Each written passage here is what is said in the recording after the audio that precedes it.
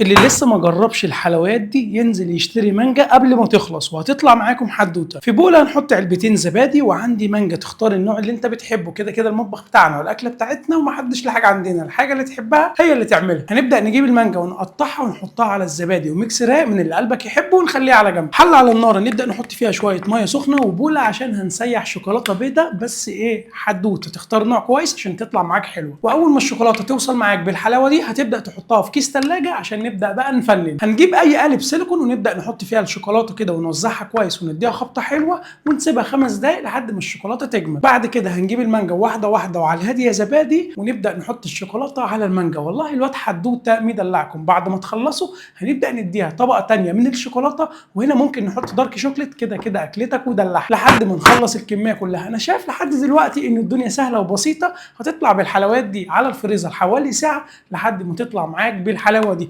هتبدا تاكل وتوزع على الحبايب. اعمل سيف للحلقه دي، حلقه سهله وبسيطه واي حد يقدر يعملها. اتاكد انك عامل لي فولو على الانستجرام. سلام.